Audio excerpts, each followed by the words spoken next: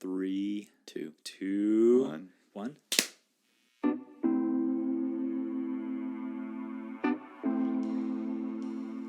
Dan, Cody, they brought us back, man. We're back in the dunny. back in the dunny. Who is they? Well, you know, seeing that we produce, finance, edit all of our own content, I guess they is really us. So we brought us back. We brought us back for another episode of Beyond Flag. We back. We back. It's good to be back in the dunny. Thanks for bringing me back to the dunny, Cody. I'm surprised that we brought ourselves back here. So I just want to send a big thank you to everyone for checking out our very first episode. Yeah. Dan and I were pretty blown away by how many listens we saw on SoundCloud. I think we were anticipating definitely our mothers. Yeah. So two. All the times that we had to start it for editing practices or getting it loaded up to different platforms. So that would have been like 10 to 15. So at most, I thought maybe 17 total listens. Dan and I were benchmarking 17, so we're pretty blown away that there was, what is it, a little shy of 400? Yeah. At this point. So big thank you to everyone. What kind of feedback did you get? Oh, a range of feedback. I did get, I want to be humble, but I got a comment on how smooth my radio voice is. Yeah, that was actually pretty unanimous. Several feedbacks saying Dan has got a voice for radio. And also a face for radio. Yeah, both of those things. Check out beyondflag.com on the About page, and you'll see that, in fact, Dan has a face for radio. Exactly. Might go to the kind of thing. Whoa. Yeah. Good thing he's on the radio. Yeah. I think I could probably say the same thing for my photo as well. Yeah. Probably not our best showing, huh? Well, it might be for me. That's kind of what you get with old Dan. Now that you say that, I think you might be right. Yeah. Old Danny P. So what about you? What kind of feedback did you get? Same thing, that you got a voice for radio. It also sounds like a lot of people dug the Enneagram. Yeah, I heard that too a lot. I actually heard of people talking about how good it was to hear people just reference it in a loose format, and people, to me, commented on their own curiosity about where they would fall in that personality paradigm. Yeah, for sure. And it seemed like the coffee break was a fun way to sort of introduce that. Yeah. And then the other thing, the other feedback I got was that it seemed like that initial podcast really created some momentum, and people were really defending Lake Mary's merits. Huh. You got feedback like that? Power in numbers, Dan. Well, hundreds. Could you give me examples? What kind of feedback did you get that suggested this? Who's this guy from Utah saying that Lake Mary is not a lake? Was that feedback from yourself? Yeah, I wrote myself a message on Instagram. We were using all kinds of emojis, phonetic spelling. A lot of exclamation points. A lot of exclamation points. Maybe some curses here and there. But yeah, it sounds like Lake Mary, you know. We really created a thing there. Well, yeah, I don't know. You're kind of presenting it like there's this massive consensus for what a amazing, world-renowned, internationally renowned Lake Mary is. Yeah. I don't know that I heard that. Yeah. Oh, I got overwhelming feedback in that Really? direction. Yeah, the data suggests Lake Mary prestige. How about this? Let's, for anyone listening out there, why don't you hit us up on social media and booyah or boohoo Lake Mary. Yeah. If you're out at Lake Mary, what we'd like you to do is post a photo, #BeyondFlag, most likely booyah. Or boohoo. For Dan. Well, we'll see. We'll see what the people say. Yeah. We'll see. Yeah. So do that for us. But yeah, I mean, here we are, huh? Back in the dun. Back in the dunny. Yeah. So who are we going beyond flag with today? Well, for this show, we're going beyond flag with Hannah Rose Gray, a local photographer who specializes in lifestyle photography. Her business and craft has taken her all over the world. This includes places like Singapore, London, Mexico, and, let me finish, Lockett Meadow. Ooh, all the way out to Lockett Meadow, huh? Beautiful Lockett Meadow. It is beautiful out there. She's a small-town Ohio girl who chased the sun to Arizona. A bit ironic given her penchant for being near the ocean. And like many people who want to live near the ocean but can't afford it, Dan, you know this, they end up near Lake Mary. It's like they always say, Daniel, give me the Pacific or give me death. If I can't have either, just give me Lake Mary. Who is they? Who says that? I think that's Steinbeck or who's Shakespeare's cousin? Maybe Russian. Yeah. Tolstoy? Tolstoy. Dostoevsky? You know, both Steinbeck and Tolstoy loved writing about the Southwest. Yes. Particularly Lake Mary. Some fun facts about Hannah. Well, she's an ENFP on the Myers-Briggs. She reads at least 3 books per month, which translates into how many books per year? So 3 times. If you times that by 12. Carry the 1. 12 months in a year. 12 months in a year. Okay, subtract the 10. Subtract 10, so 40. Let's see. I'm going to roll with 36. 36 books a year. She also has millions of hobbies. Also, I don't think I've ever heard anyone refer to her as simply Hannah. It's always her full name, Hannah Rose Gray. Well, for me personally, I'm really looking forward to sitting with HRG today. She's chock full of energy and enthusiasm, which might give you a little insight into her Enneagram number. And I have a strong feeling the entire head triad will be present in this interview, which might make for a lot of intellectual fodder. My favorite. That's where Dan lives. So, Danny, Utah, what are you looking forward to over there? I got 2 big questions that come to mind with old HRG. So, first, I wonder if she's cousins with RBG. Well, Ruth Bader Ginsburg? Yeah, RBG. RBG? I mean, if I had to take it to Vegas and bet, I'd say probably not. But HRG. HRG, both G's. RBG. Both G's. I see what you're saying. Let's just throw out the 50-year age gap. Well, Most likely first cousins. Yeah. Yeah. Possibly. We'll see. Who knows? So Dan's looking forward to seeing if HRG is related to Ruth Bader Ginsburg. What's the other thing you got on the docket there?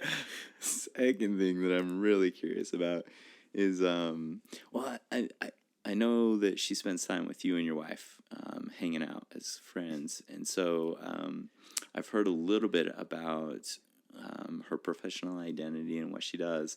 I'm really curious hearing about the wide variety of things that she's done, and to me, it can sound as an outsider like she's taken a unique approach to being a business professional and really kind of adapted some of that. She has a lot of variety, it seems like. So I'm looking forward to hearing more about that variety and how she built that into her life. Yeah, definitely. Yeah, she travels all over the world, so I think it'll be fun to hear about that. Maybe some of the ways that she's gotten connected with some of the gigs that she's taken on. Yeah. Like, when we were talking earlier, like Singapore or London, how does that, how does that work out? Yeah, Flagstaff to Singapore, that's a bit of a stretch. That's a bit to of be a stretch. Photographer. Yeah. And I've never sat with HRG and not had a fun time. So I think we'll have a little bit of a party. Yeah. Well, I'm looking forward to it. Mm-hmm. So let's go beyond flag with Hannah Rose Gray.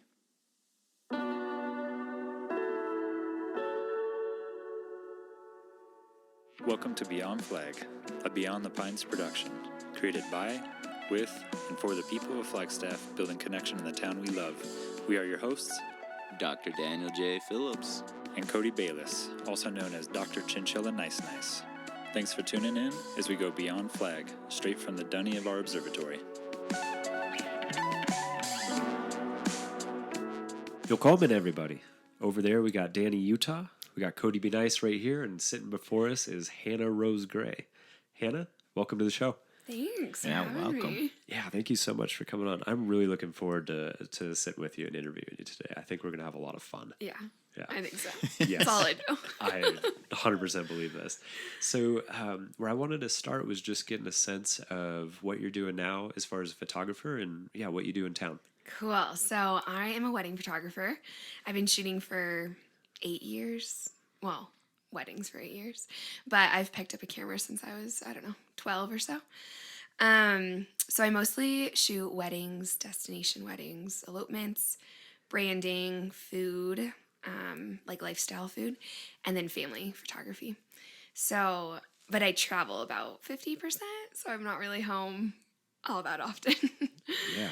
So I'm all over the country and world a bit. So. Where is it taking you? Oh man, Singapore, Thailand, Mexico, Dominican Republic, London. I have a France wedding, and then everywhere in the country from Indiana, Ohio, Michigan, Pennsylvania, Colorado, California, Washington, all over. Dang. Psychology takes me to 408 North Kendrick Street usually. Yeah. How do you feel about traveling that much? Oh, it's my way of being. I used to feel bad about it because I'm not a homebody, and a lot of my friends and family are. And so I thought something was wrong with me because I always wanted to be out and gone. I do love home, and I do love Flagstaff because it's restful and peaceful to come home to, but I love new people and new food and new experiences. It's kind of what drives me and what fuels me. Yeah. It was interesting. I noticed you used the word home. You say, I'm not home much. And so Flagstaff for you in your current day in life is what you consider to be home? Yeah. Despite all the travel? The last 5 years. Yeah, I pay rent here. Yeah. No one ever knows where. They're like, where are you at in the world? Where do you call home? My mom even, she's like, where are you?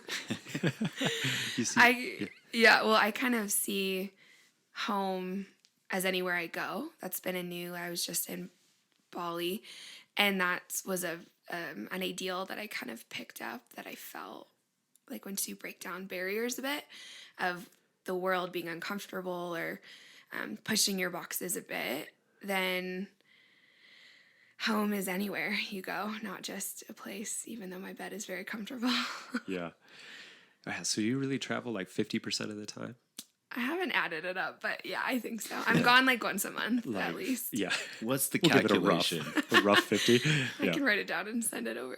Well, yeah, I guess just for me, that's pretty mind-boggling because a lot of travel for me feels like it gets overwhelming and gets tiring.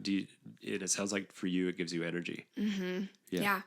I have implemented like a strategy so I don't get exhausted because I have been traveling for the last, I guess, 5 years since college. So I have to make sure I do certain things when I'm traveling so I don't get exhausted. Okay. Like working out, eating breakfast every morning, walking, yoga, meditation, those kinds of practices. So again, home is anywhere. I do those at home. I do those traveling. Yeah. So then what does the average day for you look like? Is it just absolute variation? Or is there some consistency when you're home? I don't like routines or structure or rhythms, although I have found that I've thrived when I've been in rhythms. When I lived in Italy or different places that's in created structure, I like hated it at the beginning and then I like fell into it. So I know that it's good for me. It's probably good for most humans. But I would say that a normal day, I try, like, I kind of have a variation also, things that I try to get done. So I usually work out at 9 with some friends, depending if I wake up early and do work or not, and then work, but maybe a coffee, maybe a shoot, maybe hanging out. It's a variation of multiple things, not just the same thing every day. Yeah, I saw that would Dan be just boring. cringe when you said like you're not into routines. Can you imagine? I wouldn't last a week like that. It's so true. I would love to see you in that state though. So you mentioned like coffee, shoots, exercise, those kinds of things. Yes. Are pretty, as far as variations, those are pretty regular though. I guess I have emails, working out, eating, and shoots are, and friends are probably my 4 that I attend to every day. Okay. I was curious. I see you at Kickstand a lot. Yes. And I guess I always assume that you're editing shoots that you do up there. No? No, I have an editor, so I don't even edit half of my work. Okay. Because I don't like editing because it's really tedious. Yeah. So I am doing more admin business stuff. I probably wear like 7 hats in a day, whether it be marketing, social media strategy, email, accounting, managing humans, those types of things. As opposed to managing cats. Or Yeah. animals. I manage like Yeah. human expectations a lot, which is interesting because I'm a creative. Uh-huh. But when you shoot weddings, I feel like most of the day, and then also in email, like leading up to a wedding, I'm managing emotions. Yeah. I'm talking probably 80% of a wedding day and Yeah. directing. So it's not what I thought when I got into it. Oh, sure. I guess. Yeah. How does it differ from what you expected? What do you mean? I don't really have a plan for my life often. And so I kind of fell into wedding photography and I didn't exactly maybe have an idea other than, cool, I get to shoot people during the day on their happiest, like some of their happiest moments. But I also get to shoot documentary, lifestyle, portraiture, product. So I kind of like the challenge of lighting, So I was thinking photography, technical, but you're dealing with human emotion and mothers and like family tension and family drama. And I'm a source of peace and like a random person. And so I'm like a middleman for a lot of people on a wedding day that I had no idea was going to happen. But I love people and I want to work with people. So it kind of is perfect for my personality.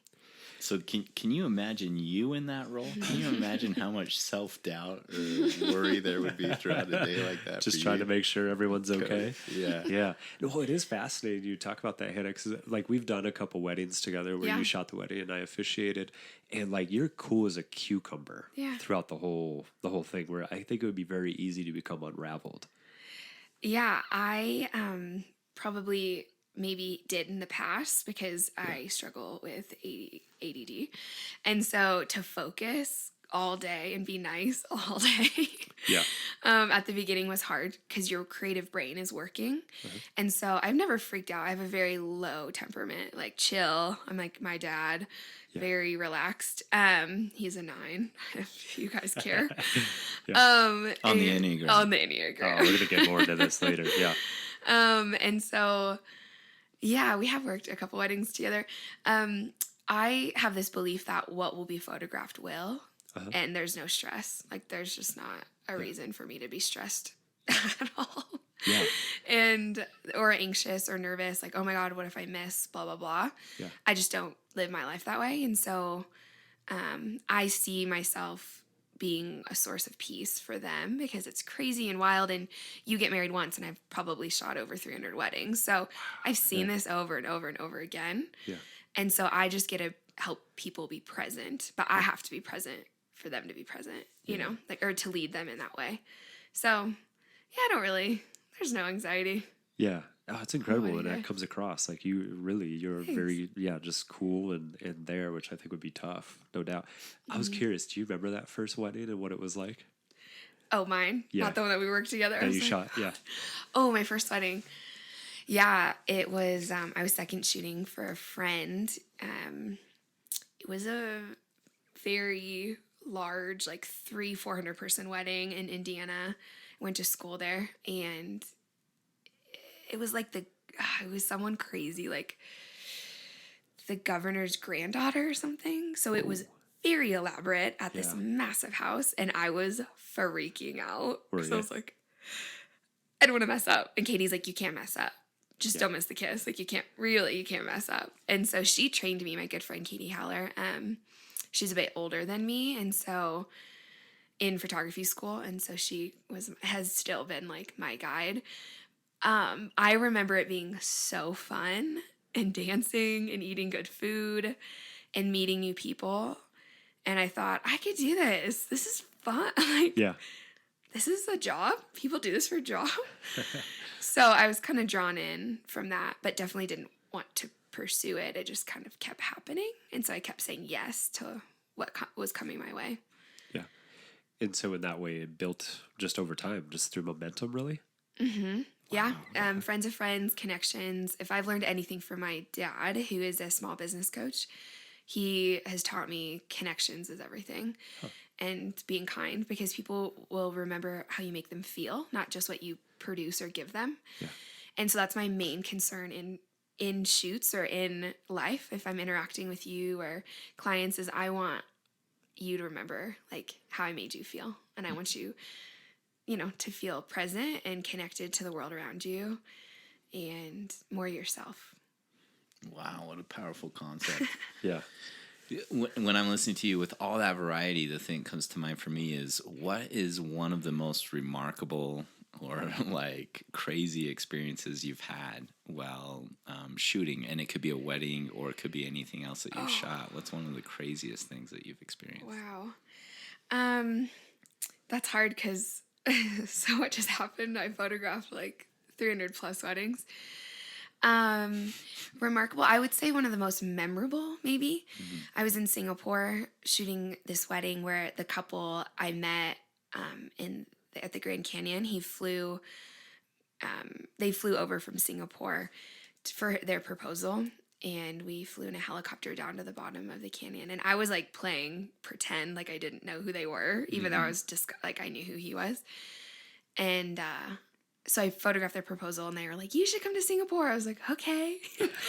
And yeah, Drew and Rui are just the cutest, most intentional type of humans I've ever met. Mm-hmm. And so their wedding day was like 18 hours, I think I was shooting for. It was very long. A lot of traditions.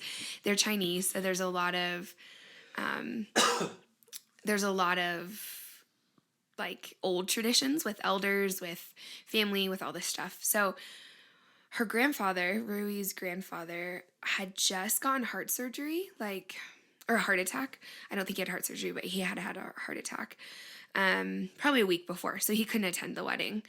And in their tradition, you must give tea to your elders. So we went through Drew's family, which was like, he was the youngest. So he was the youngest. So it was like his older siblings, their parents, aunts and uncles. It was like an hour of like this tea thing. But her grandfather couldn't come to that part. And so we drove across the city. Okay, Singapore is tiny. Like, I'm going to get these stats wrong, but like 17 miles by 12 miles maybe. Very, very small. So we drove across the city and we went to his house, and Rui was dressed up in like beautiful wedding gear, and she comes in and they like grab each other, and I can show you the image later. It's this beautiful moment between humans that was like unfiltered or unposed. It just happened, and I happened to be there, and I happened to capture it, and I was crying and they were crying because I don't know, there's just something sweet about human connection that's raw, and I happened to capture it, Yeah. It was a really beautiful moment. Wow. That's a wild story.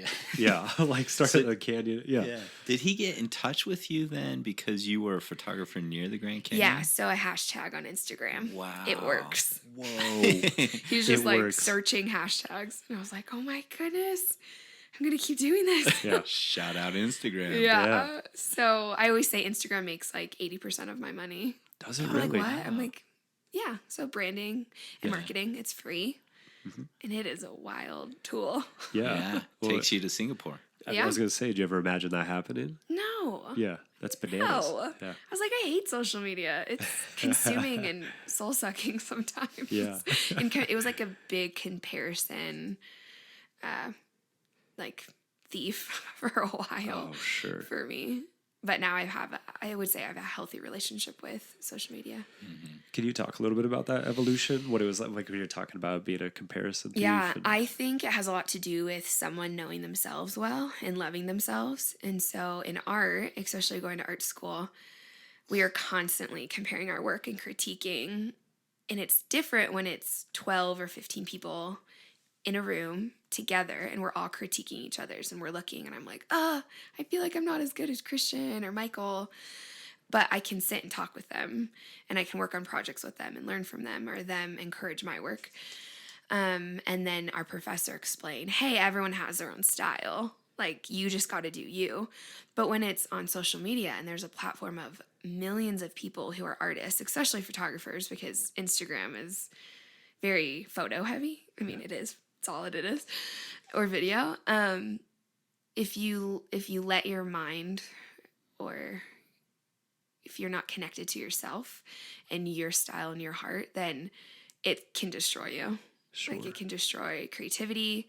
You're just trying to copy everyone. Yeah. You're trying to recreate what everyone else has done instead of being unique. So I actually unfollowed, a couple years ago, I unfollowed everyone in the wedding industry, unless they were my friends, because that matters to me. I'm like, I honestly don't care what this photographer shot in Oregon, but I care what my friend in Flagstaff photographed, because I love you and I want to know your work, and there's only so much that we can take in a day. Yeah. And so I'm really mindful and intentional about what I take in on social media. So there's a lot of memes and food Yeah. and dog videos and then creative Yeah. work. But I've seen it destroy like someone's like self-esteem Yeah. and creative ability. Well, I was curious, like, well, you're speaking Dan's language, right? When you're talking about like social media being this this thing, but I was wondering, at that point in your career, maybe where you unfollowed all the other wedding photographers, do you notice a difference in your work at that time? What was that? Point for you? I think I was starting to try to just copy everyone. Like, when you're looking at something every day, you're like, oh, I can recreate that. That's getting a lot of attention or a lot of engagement. I can do that. I can do it better, whatever. Instead of being in your own like creative process without trying to copy, which if you studied art history, that is the name of the game. Like, if you studied anything like Picasso or Van Gogh or something, there's always apprentices. Oh my gosh, I can't say that. Precedent? No. Apprentices? Oh, yeah. People who have studied under, and they're just copying.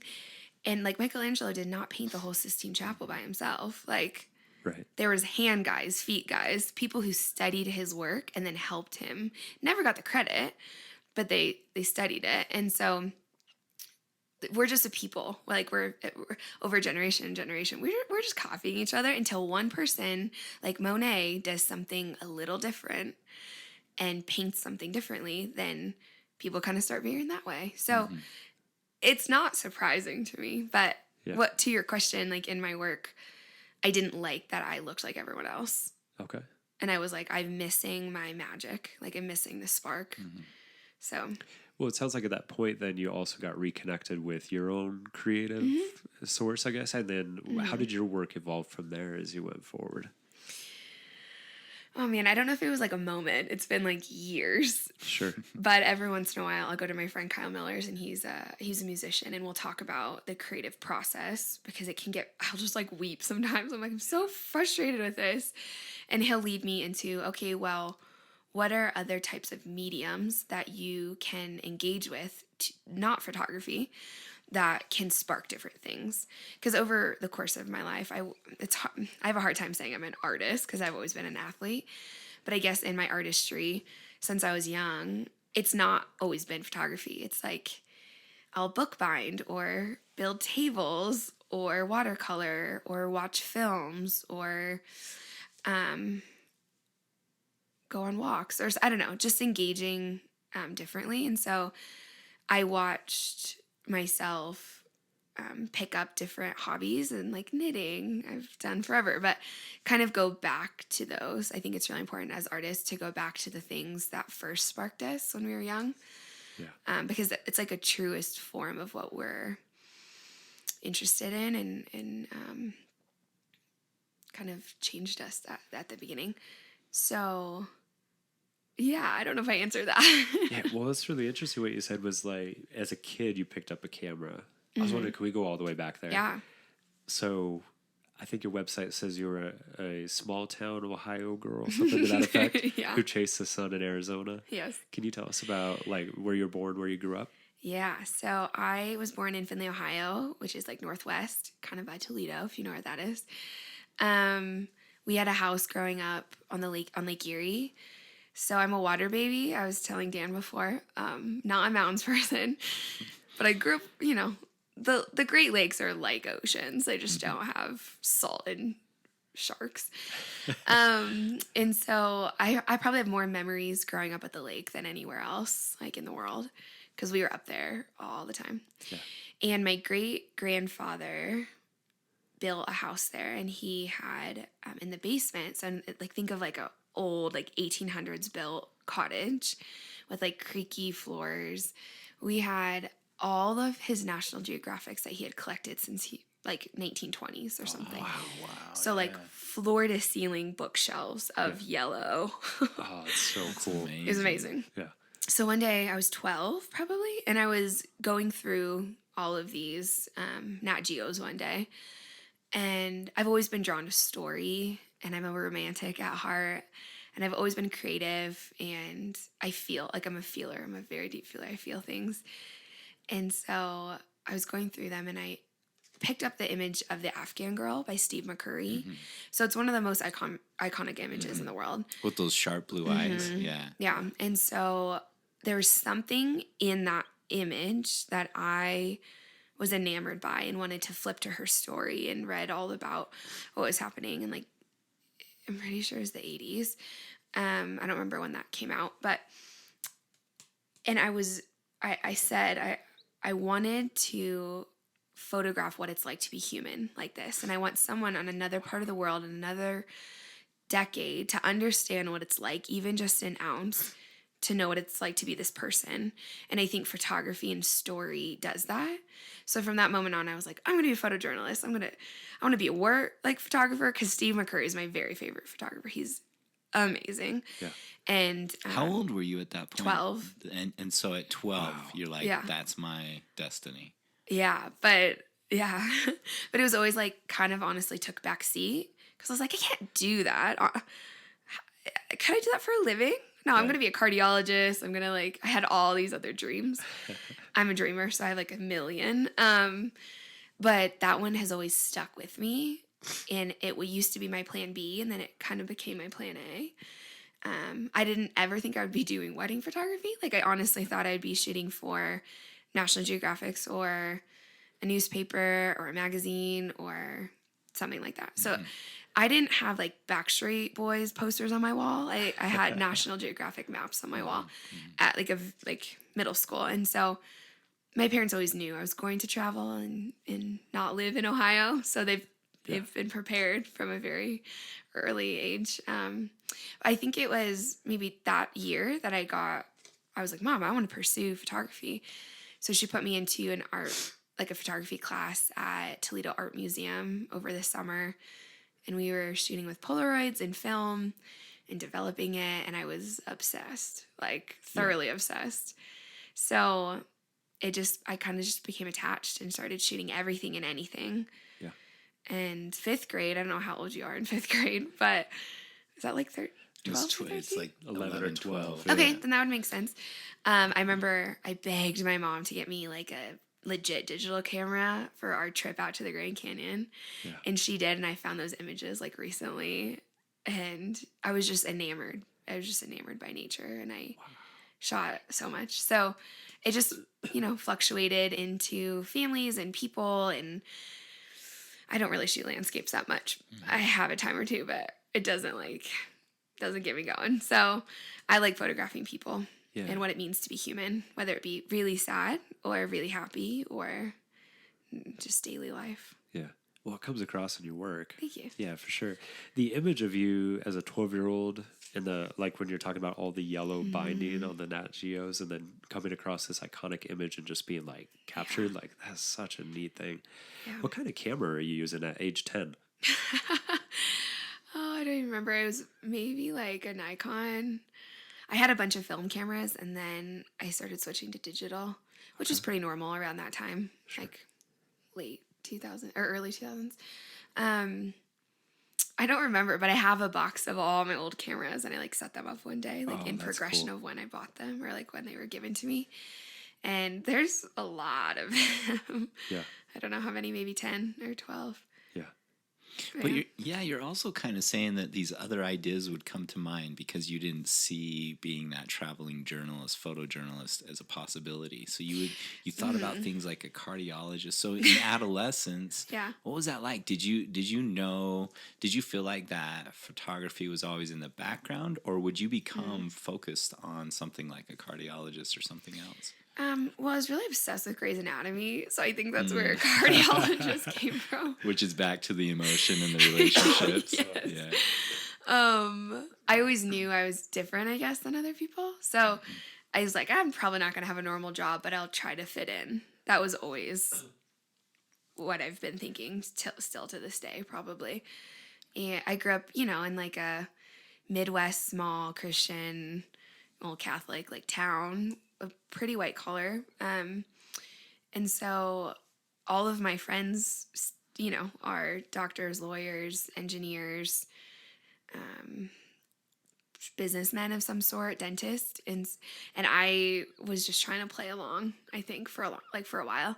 Sure. But my dream since I was like 3rd grade was I wanted to build a boat because I love working with my hands, like in that way. And I wanted to build a boat and then travel the world on the boat and host a National Geographic show about culture and religion and people. Oh, that's so cool. Yeah. I still want to do this. I was going to say, where did that, is that still? Yeah. It's still there, but I think it'll ebb and flow into something different. But I've always wanted to tell stories, and world religions has always been a really like interesting thing to me. I thought about being an anthropologist. I was like, what would I do with that? Is this all in adolescence, or are you talking about Yes. after high school as well? Or? Yeah. Oh, yeah. Like I studied fine art film photography, but I had that was my major, but then I had a bunch of different minors because I was so intrigued with all these different things. So I was like journalism for a while, and then international community development. I'm still interested in that, like developing of like third world nations and stuff, and underdeveloped parts of the world. But now I'm learning that these passions are like forming or like colliding finally. Yeah. I've had a lot of dreams and a lot of like, I want to do this. Yeah. Well, you mentioned you're a dreamer, a connector, and a feeler. Mm-hmm. Yeah. I was curious. So adolescence, high school, you're in Ohio. Mm-hmm. What did you do after you finished high school? I tried to get the hell away. Yep. So I was looking at a school at Nyack. It was in New York, Okay. Probably like 30 minutes from the city. And then I was looking at a school in South Carolina, Texas, Colorado, and then Indiana. And somehow I ended up in Indiana. Actually, my parents forced me to go to college. Did they really? Yeah. I was like, I want to go to Nicaragua and work at this orphanage. Don't tell me what to do. Yeah. And they were like, they always say education is never a waste. And so they were like, will you do this? Like, it's your choice, but they kind of forced me into it. So I was like, fine, I'm doing what I want to do. My mom tried to get me to study business. I'm honestly super upset I didn't study business because that's like half of my job is business. And I love it. Like, I come from a long line, both sides of small business owners. So it just kind of made sense. Like when I was little, even I had a knitting business, and then I had like a hemp business, and then I used to write newspapers and sell them. Like I've always been a businesswoman. Yeah, you're on the business tip early. Yes. But I think due to my dreamer feeler, world and not wanting to be trapped down, I was really pushing away normalcy or what other people wanted me to do. Yeah. And so I was like, no, I'm not going to study business. That makes too much sense. Like, it's too logical. So I went to school at Indiana Wesleyan University, a small private Christian university that has brought me many good friends, but also was very hard, and I would probably never go back. Yeah. And in college, I lived in Tacoma for a while, like during summers, and then I studied abroad in Italy. So it gave me that opportunity that completely shifted my life. I say it's my unintentional self-intervention. Like I didn't know I needed it because I was a yes girl and I said yes to everything, and I didn't know how to rest or say no. Like I had 1,000 things, and then Italy just halted me and reframed my life at 22 or however old you are at senior year of college. And so you were studying abroad. How did that epiphany come about? What happened? That was I think it was 5 or 6 months that we were there, and we lived in a small town named called Orvieto, which is like an hour and a half northwest of Rome. You have to take a little funicular up this like hillside mountain to get to the town, and only probably like 2,000 people live on top, and then Orvieto Scala, like below, was more. So it's a small medieval town that no one spoke English. So there was like 22 of us students, and my professor, Prof. Dahl, who was like the director, he's from Ohio, used to live and then moved to Israel to be an architect professor, and then met his wife Sharona, and then they moved to Italy. And he was probably thus far, one of the most influential people in my whole life. And I was able to go back last year and tell him, and he was like, I didn't know if anything hits with you guys. I'm like, no. So his words throughout the time, and just Italian culture is slow. It's about family. It's about food. It's not rushed. And my soul, I feel like, is like Italian. And I finally like connected and like was able to like slow down and enjoy life. Like that's what Italians do best is enjoy. Like they're romantic and they enjoy every bite of food they eat and every conversation they have. And to me, they're present. And so I learned how to be present in a space, in my surroundings.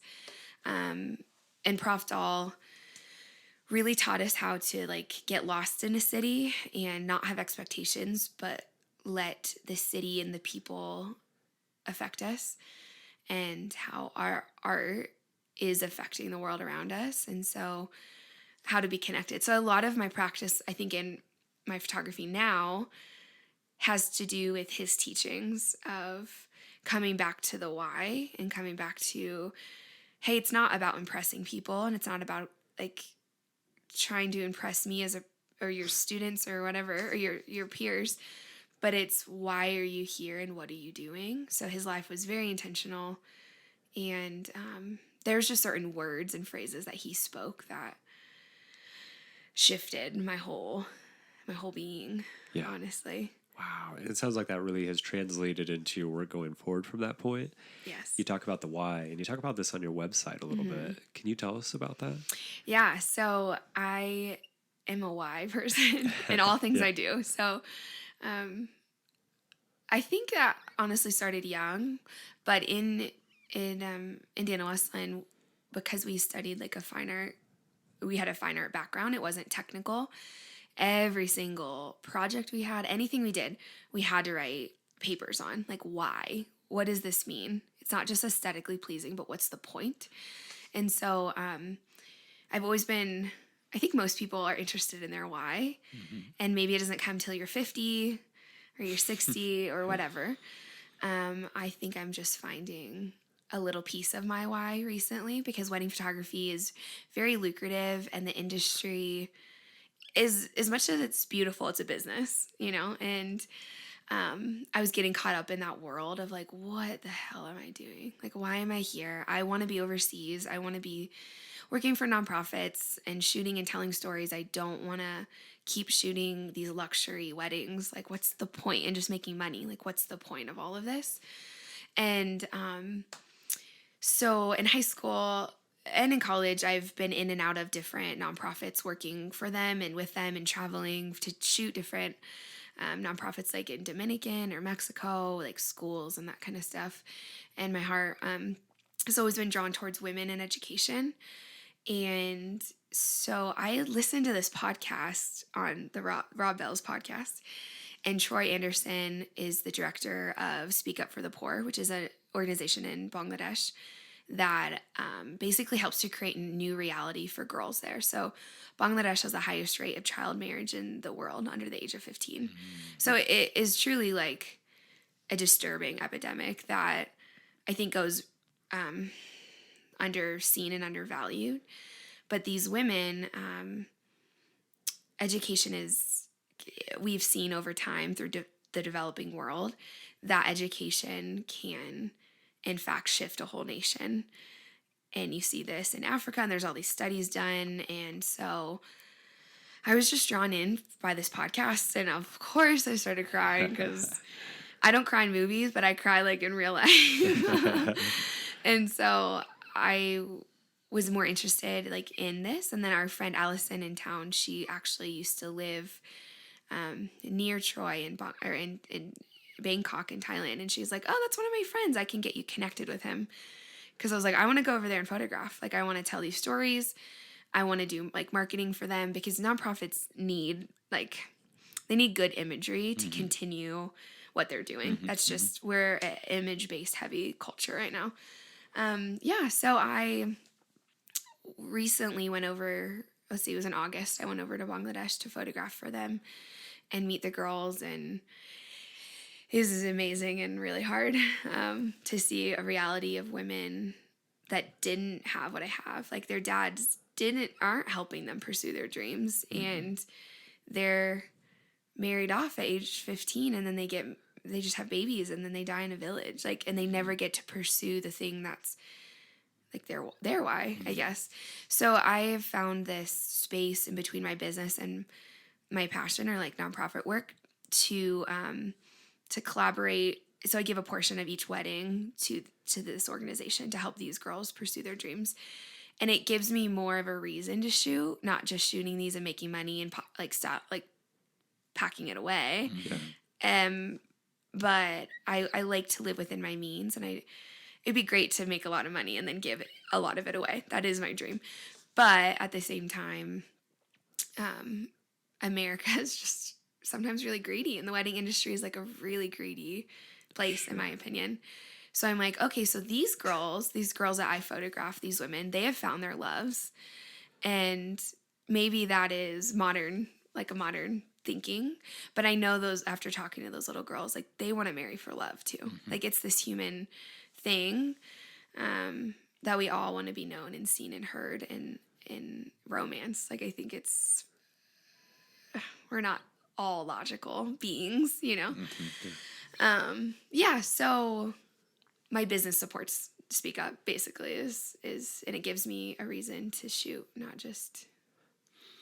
Yeah. Well, and it sounds like you were talking about that period where you began to really understand, based on the influence of that mentor, that professor you mentioned, to search for the why in things, and it almost sounds like you're getting reconnected with another aspect of that once again recently. I wonder what happened after that study abroad year. What happened after you finished college? Where did you go from there? Yeah, well, I was supposed to move to Hawaii, but plans fell through. It's hard because, as I said, I don't really plan my life. I have these passions and whims, and honestly, my dad is a dreamer as well, so he's taught me to pursue them, because we have the luxury to pursue them and the ability as a woman to go for it, not to be like, no, it's okay, just gonna stay at home, which is totally fine for a lot of women. That's just... He just has known that I was never going to be that woman. And so I was just sort of following a different passion, which was the ocean and island life. And I have a lot of facets of my life. There's like photography, and then there's like everything else. And so that fell through, and then I moved to Dallas to be a nanny. And I was still shooting weddings like all over the country, just because of connections, and very part-time. I was a nanny in Dallas for 5 kids, and then I moved to Flagstaff. Tried to move to Hawaii again, and then moved to Flagstaff because I had some college friends that lived here, and I was like, I'll stay for like 3 months, and it's been 5 years. Yeah, so I tried.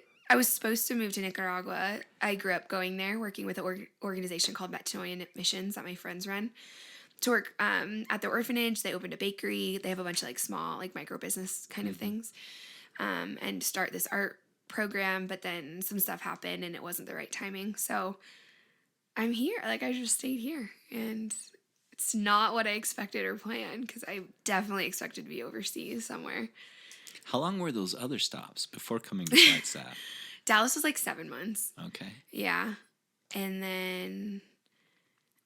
Like Italy was 5, and then I've been here. So. And you thought that here would be the same as those? Just months. For sure. Yeah. Yep. So then There's something about Flagstaff. Yeah. How did it become not that? So. I fell in love with the nature, but also with a boy.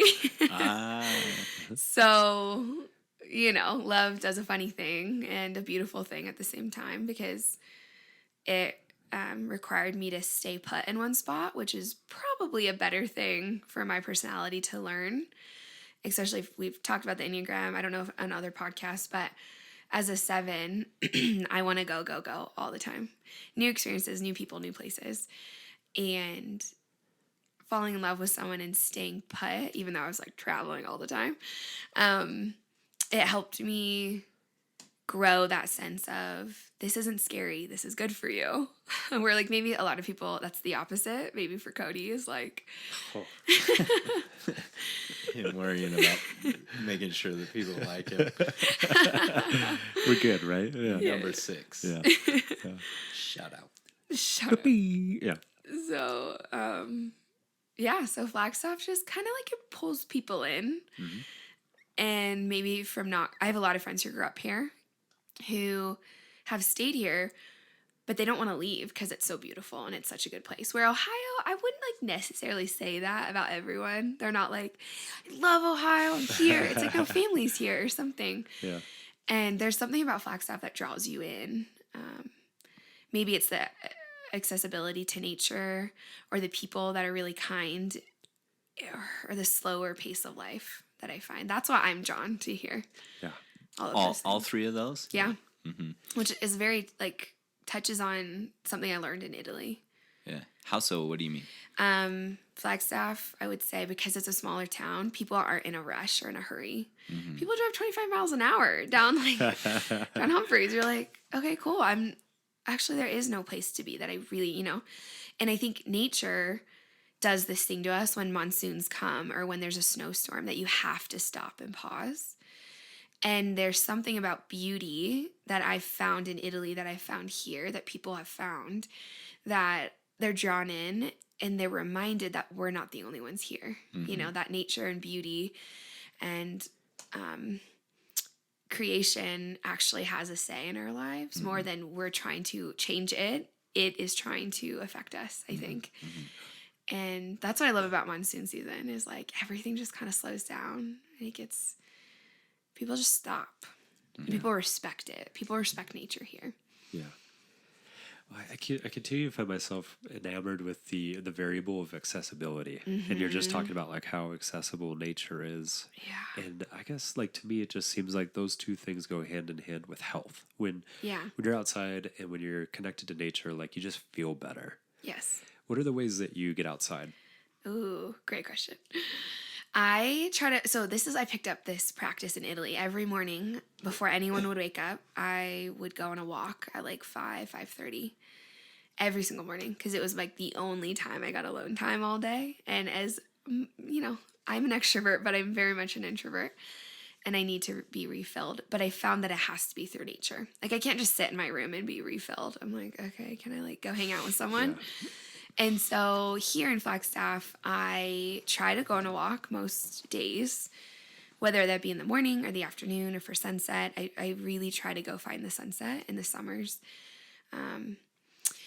Let's see. I try to ski. I'm not well. I sprained my knee if you can do that. I hurt my knee a couple months ago, and I was like, this is why Hannah doesn't ski. I love adventure and I love extreme sports. But more like water extreme sports. Snow is water, but not as much snow. So I wish I could be in that culture more, but I'm not. I ride bikes. My friends and I go out on boats, like on Lake Erie in the summers. I try to find myself, I run. I trail run a bit. Not a lot, just a little bit. And yoga in the park, that kind of stuff. Yeah. Swimming, but not really in Lake Erie. It's kind of questionable. Dan refers to it as Lake Murky. Yeah. Lake, what was it? Can we bring that up? Because I think people that were raised here, they just see that as what lakes are supposed to be like. No. Yeah. And they're not. This is surprising. In your intro, I alluded to this thing of like, give me the Pacific or give me Lake Mary. Like it's the next best thing. Yeah. Am I wrong? What a great lake, Lake Mary. Yeah. I've swam with goggles in there, and I just close my eyes the whole time because I'm like, I actually don't want to see what's under here. Yeah. What is under there? I don't. Mud. It's just murky. Okay. Yeah. So it is Sometimes like muddy. it's clear. It's like Sometimes. swimming in silt. Yeah. So you had referenced being an athlete. You referenced that as part of your being and your identity. So what did you do as an athlete early on? And was that through some of the water sports, or was it through traditional sports? Or? Totally. So I have I could swim before I could walk. So my mom was like a diver in college, and my dad's a golfer. So I actually played both of those sports in college, and I still play both those sports. Or play. You can't really play swim. But yeah, I tried all the things, and I always came back to swimming. I was like, I need to be in the water. It's just where I know myself best. And so yeah, I swam on a swim team since I was like 5 or 6 through high school. And then I got a little burnt out. So I was like, I'm not going to do this in college. And I wasn't that good. I just love being in the water. And then I golfed. I played soccer a bit. I played softball. I played basketball. I don't know. I tried all of them. And gymnastics was a big part of my life for a long time. And then I started practicing yoga when I was in middle school. So I still practice yoga. But now how those interact with my life is I'm training for a triathlon. So I've kind of done those throughout, like growing up, sprints or Olympics. Me and my dad used to do this cycling tour called GOBA, Great Ohio Bike Adventure. How cool. And it was like almost 400 miles. It was 1 week in Ohio, or in the summer in Ohio, a different part. And you would put your like camp gear on this truck. They would drive it to the next city, and you would like ride 80 miles or something. Get like unpack, put your tent up, go have fun. It was like thousands of people. So I did that like 9 years of my life. My dad still does it. It's so fun. It's thousands of people. Oh yeah, like 3,000-4,000. That's insane. Yeah, so that was a massive thing in my life. Was like cycling with my dad, playing golf. So you're talking about like being on a cycling, like a road bike. Yes, a road bike. Yeah, I've mountain biked a few times here. It's fun. It's very fun. It's very different than road biking. How's it different? Well, I wish we had video of this right oh now. gosh, I wish we had video of Cody. I like definitely fall. It's so exhilarating though. Like it's quite like I'm quite addicted to it, but I'm not very good at it. And you know the riding here is like really intense, like in Sedona. So where have you ridden at? Where are some of the trails that I don't remember the names, but like the trail behind Mariposa, like going into West Sedona. I don't know what that I don't know what that trail's called. Oh, okay. Yeah. Well, I've only ridden in Sedona. I should probably try here. Oh, okay. Yeah, you might. There's some here. You could do Campbell Mesa. Good Campbell. Yeah. Okay. Maybe I will. Cody. Yeah. Less intense. Oh, I love that. Hannah, I'm really struck by how connected you are to yourself. Like when you're talking about all these different values and the things that are important to you, but not just like you're talking about them, you're talking about how you also are actively engaged in them. You mentioned Enneagram earlier, and I want to go that route for a little bit. Cool. So I'm kind of struck by the fact that I think we have the head triad in here. So we got Dan in his just pompous, intellectual, arrogant stance is just a 5 with a 5 wing kind of thing sitting over there. Just doubling down on that 5. Yeah, just sitting Not even back, a thing. Just forcing anything out that's a word. Otherwise, just wanting to sit still and watch. Just watching, oriented towards ideas and knowledge. I occupy that 6 space pretty heavily. I think I tend to go toward the 7, and you are like 7 when you're talking about like I just love experiences and getting out there and adventures. It seems, Dreamer. I guess I was curious to know a little bit about, you mentioned earlier studying the Enneagram. What have you come to know about yourself or about life through that lens? That is a big question. Yeah. So, the Enneagram has been a recently trendy thing, especially in the Christian world right now. So it's interesting because I don't like to talk about it all the time, but this space I will talk about it. Okay. One of my friends in college, like sophomore year of college, introduced me to Enneagram. So I don't know how long ago that was because I'm 28, so a while ago. He introduced it to me because him and his girlfriend, I think, were arguing, and his therapist had introduced it to him, and they used it as a way to deal with conflict. Okay. And so I was like, okay, this is interesting. So then I started reading. There was no podcast out there at that time. I feel like Enneagram podcasts are the last like 3 years maybe. Yeah. But there's a crap ton of books. And so I'd go to the library and rent like 7 books at one time about the Enneagram. And I don't do this, but a lot of people identify people too early. So he was like, "You're a 6." And I was like, I actually don't feel that at all, but okay, cool. Anything but that. And I was like, I think I'm a 7. Like after reading it, like a couple books, I was like, I think I'm a 7. And he's like, no, you're a 6. And I'm like, this is so annoying. Okay. Is it the whole thing with the Enneagram is like you decide what you are kind of thing? Like I can't tell other people. Exactly. It's all the internal Steven experience. has now apologized for this. Okay. Steven now doesn't like the Enneagram. It's anyway. That's funny. Okay. And so I think it takes years sometimes to figure out who you are because we're growing up and maybe you guys are a bit older than me. And so maybe you could identify a little quicker. But in my early 20s, I was like, who am I? What do I believe? I don't even know how to like interact with this tool. I think I use it as a tool to understand people and myself and the world around me. And so I think the way that I've used it, or the most influential way, has been compassion for other people. So my parents and understanding them, maybe in relationships with certain men, or my friends and how they respond to things. And then in turn, how am I responding to the world?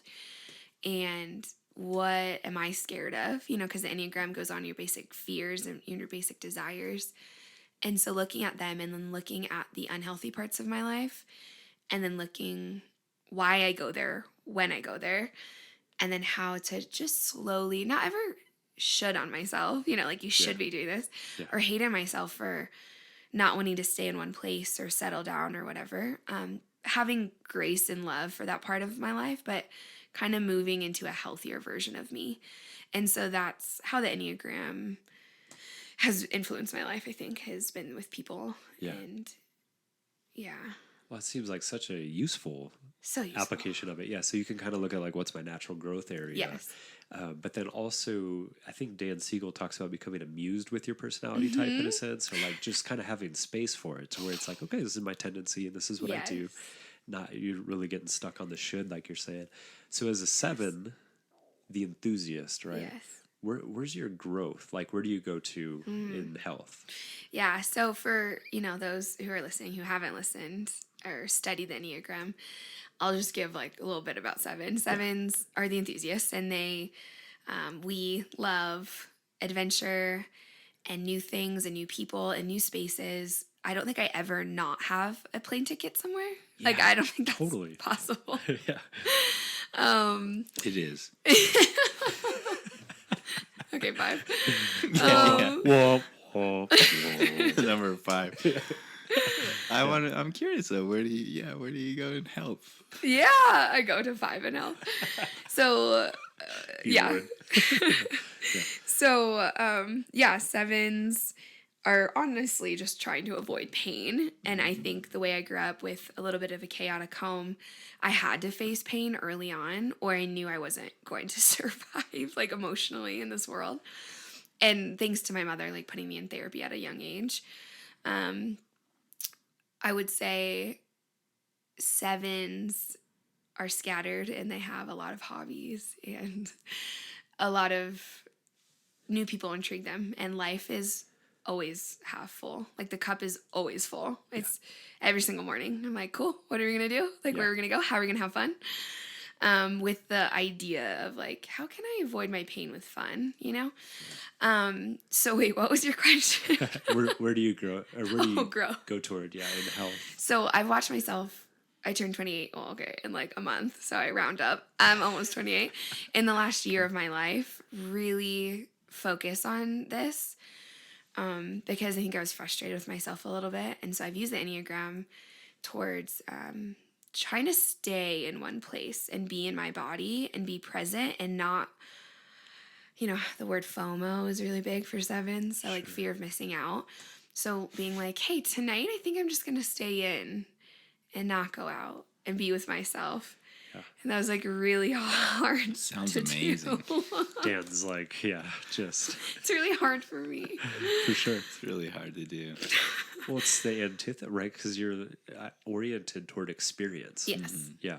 And so, like, to stay at home and there's the idea that you might be missing out on something could be like, that's very relevant and large. Yeah. So I see a therapist in town. She's amazing and she's really influenced me. And I know you both of you are, so I know you like this conversation. Oh, yeah. And you'll enjoy sick this. jollies over here. Yeah.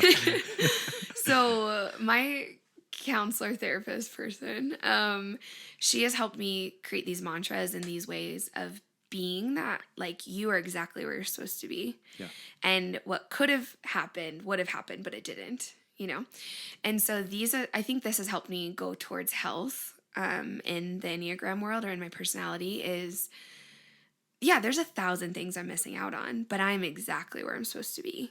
So even in traveling, I was just in Bali with some friends and they were like, we could do this or this or this. And I'm like, honestly, this is exactly where we're supposed to be. So there's not this anxiety in me anymore to like go, go, go, go, go. It's more of like, where am I at? Why am I here? And how can I be more present in where I'm at with these people? Not thinking about the next thing or the next the next fun thing. Yeah. I think about meals. Those are the things that I don't think is unhealthy, honestly, in my 7-ness is what is the next best meal I'm going to have? Yeah. So every meal is, in my head, is like, how can I make this better? Or how can I go to a new place and have the next best meal of my life? Yeah. I think that's a great thing. Heck yeah. There's no shame in that. No, there's no shame. Yeah. Well, it's funny you bring that up because, like, when we've hung out before, our tendency is to crush a bottle of wine together. It is. And it's usually around food. It always is. That's the Italian way. Yeah. So yeah. Coming back to that Italian at heart, have you converted Cody to being Italian by doing that? Could you imagine me as an Italian? Oh my gosh. I can see it. Yeah. So that's super interesting when you're talking about experiences, being a connector, being very oriented towards dreaming. When I look at like your Instagram page and just kind of when you're talking about everything that you're doing, it all rings very true for like being a 7 and also being very healthy as a 7. Yeah, I honestly don't like other 7s. Oh, snap. I don't know if I should say that on the Oh, we just alienated it all together. It's all good. The tens of listeners that we have, if there's 7s amongst them, they're going to avoid Dan, you. is your mom a 7? Yeah, I don't know. Okay. Okay, I like healthy 7s because unhealthy 7s, I have a bunch of them, friends who are 7s. Yeah. And they annoy the shit out of me. I don't know if I'm allowed to cuss, but we're going to have to cut that. Dang it, guys. No. We're going to have fun with that. Yeah. Okay. They annoy me because they're not facing their pain. Yeah. And it sounds funny, but I would pride myself on facing my pain and sitting in my pain. Thank you, therapy. So 7s. Annoy the shit out of you. Yeah. So, do you ever try when you come across a 7 that you think is doing that to orient them to your pain, to their pain? Do you ever say, "Hey, you have this and this and this going on. That must be painful." Sometimes it's hard because then I vibe with them like really hard, like their funness, and we're just like bouncing off the walls. Yeah. But it's usually around a table or around a meal that I get really deep. I'm just a really deep human, and so. Which sometimes contradicts 7s, even though I think 7s feel not understood. They're like, no, we're deep. We just like to have fun too. Is that so wrong? Yeah, I definitely try to do that with 7s. I'm like, so can we go back to the fact that your dad died when you were 12 and you don't talk about it? Oh, snap. Oh, snap. Wow. Look but out, I do it in like a 7s. funny way. I want to make them feel safe. Yeah. It has to be funny. You'll have to teach me that so I can use that. Yeah, Dan how can to, use a in a little more funny tact. way, approach the death of their father at the age of 12. Yeah. You got to be close enough with them, you know. Okay. But I definitely make 7s feel uncomfortable. Well, I'm out then because I'm not getting close with anyone as a 5. My friend Allison and I in town, we're both 7s, but we call ourselves dark 7s because we enjoy like to sit and talk about it. Not too long, just like enough. Yeah. So I want to talk books real quick. For Christmas, you okay. gifted me Talking to Strangers by Gladwell. Yes. I'm very thankful for that book. Yes. I was curious to know, you mentioned that you read about 3 books a month. What are you into right now? So I'm in 2 different book clubs. Okay, can we go back? I'm Yeah. really good friends with Cody's wife, and so we hang out a lot. So that sounds funny. Like we drink wine and we give each other Christmas gifts. Just to clarify, And Hannah's a good family friend of ours. Yeah, there we go. Yeah, there we go. She watches my kids. Yeah. Books. Yes, I'm in 2 different book clubs. I'm reading this book called The Hidden Messages in Water. Okay. I don't know. I was like, cool, I am down for that. Yeah. It's like Frozen 2. Yeah. Yeah. Yeah, this is I haven't awesome. seen that, but okay. I've heard. Yeah. I've always reading a novel because I'm really drawn to stories. Yeah. I'm reading The Immortalist right now and The Devil in Jerusalem. Okay. And I'm reading like 10 books at one time. So I'd say I finish 3 books a month, but I'm reading like 10. This is also a 7 7, quality. yeah. I also hate to finish books. Oh, I can. Yep. You hate that? Oh, How yeah. can you I don't hate want that? it to. I Dan's don't want it offended. to end. Yeah. I never want it to end. My problem is I always man. think I know the end. I'm like, I already know what they're going to finish with, so I'll just put the book on the shelf. I'm like, I'm done. That's I awesome. know this. I already know this. That's awesome. No. That's that confidence of the 6th. That's confidence. Paradoxical And then you aspect. put the book away, and the next month you're like, maybe I don't. Yeah, someone asked me a question about the end, Like, and I'm like, Maybe I should go back. yeah. I'm reading Little Women, so I just saw that movie, wow, and it's yeah. we're reading that for book club. I'm always reading like businessy kind of books too, or money kind of books. So Essentialism has been one of my very favorites that I always have on my shelf that I always go back to. And I'm not gonna lie, I've actually never finished because I don't want it to end. I have like a chapter left. I have so many. The Desire Map I do at the beginning of every year. Yeah. I read, and it's like a workbook thing. I'm reading so many. Yeah. I bought Pete Holmes' book, like Sex, God, and Comedy, I think. Sounds awesome. And then I'm always reading Rob Bell books whenever they come out. A little progressive Christian stuff, Richard Rohr. Okay. But then also, our pastor Charlie always gives me random books to read that are definitely not Christian. Right on. So you find yourself in books a lot, it sounds like. Every night. Yeah. Can't go to sleep without reading. Wow. Every night. Yeah. Okay. Yeah. See, also oriented toward knowledge. Yeah, oriented towards knowledge, except for not coming to the conclusions of that knowledge, which is a 5. I'm stuck on. I cannot comprehend. I You're going to be stuck know. on that the rest of the day. Well, this is why I started book clubs, is because I had to finish. There was like a deadline Yeah. with girls to talk about these books. So that has really pushed me. And I would say that's a healthy thing that I've gathered in my life, or put boundaries in my life. Yeah.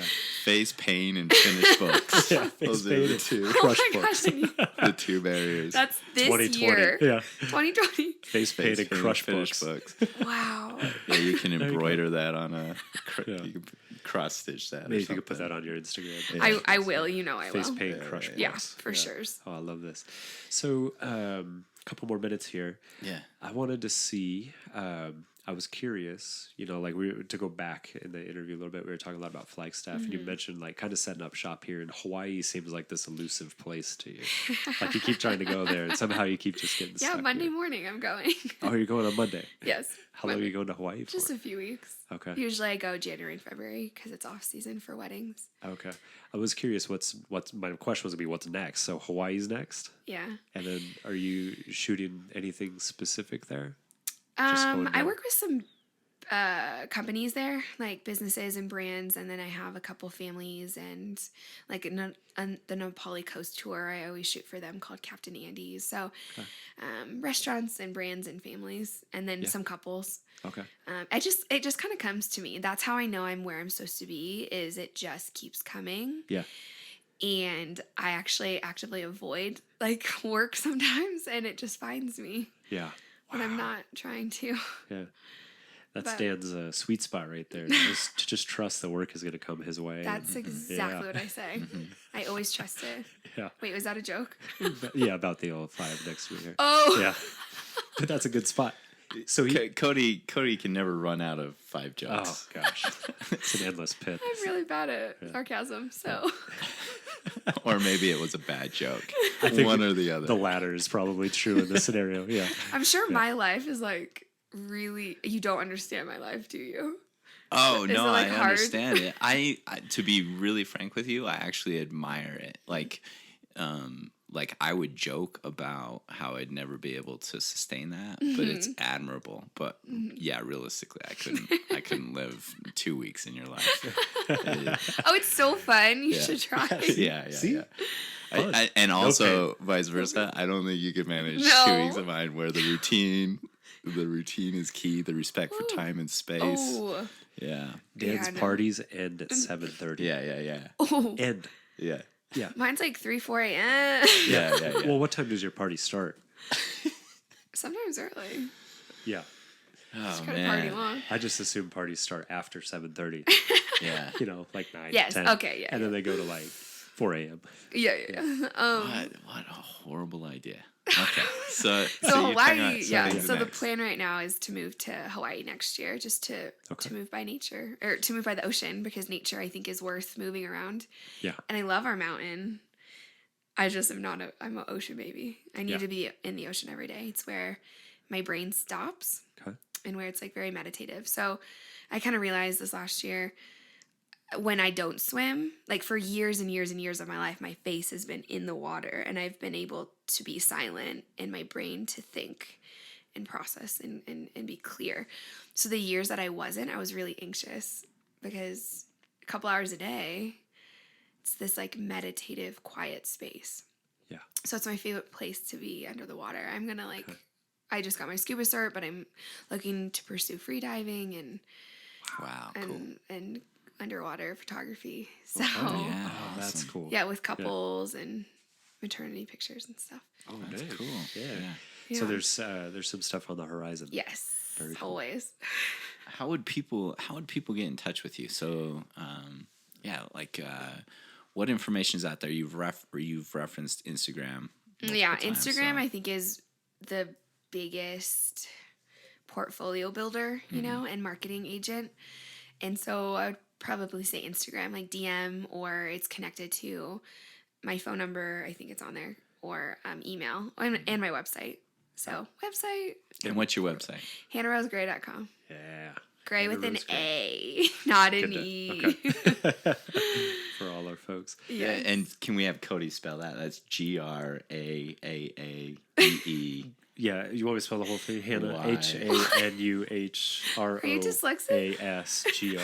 HANNAHROASGRAAE. Cody spells 100% of what he writes phonetically. People love it. It's awesome. Dan People shakes love his it. I get it. I love watching people try to read what I create. Yeah. Yeah, it's just so much similar. fun. Yeah. Yeah. But back to Flagstaff, because I think that was your original question.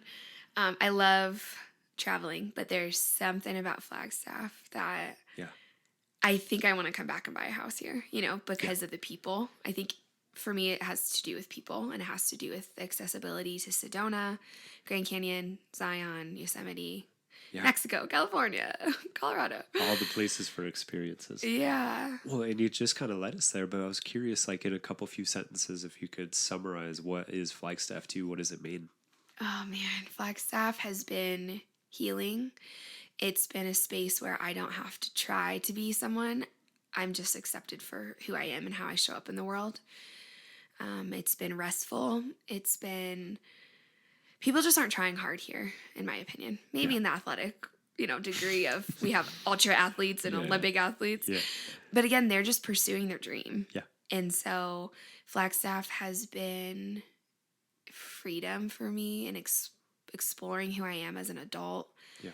I think it is something different to everyone based on how you interact with nature here and how much you get outside, and then how much you interact with the community here. Because I love small towns. Like, I love running into people at Sprouts. I love going to the bar and knowing my bartenders. I love like having a therapist and seeing her out. Like, it's good to be known. And I think Flagstaff for me has been a place to be known. Yeah.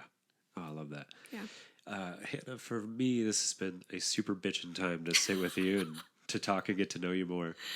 Again, I'm struck by how well connected you are to yourself and to other people. Thank you, Dr. Cody. To the natural world. Yeah, it's Dr. Nice. Dr. Nice. Dr. Nice. I'm Dr. Be Mean. Yeah, thanks so much. It's so inspiring to listen to your journey and that you take on things. You almost sound like a person that just says yes to whatever experience comes, which is really powerful. But for me, similar to what Cody just mentioned, I think it becomes even more empowering listening to you, learning to understand yourself, to know actually what is good to say yes to and maybe what's not. So thanks for sharing about that. Thank you for your questions. Yeah, we'll look forward to seeing what you put up on the gram. Thanks. Yeah.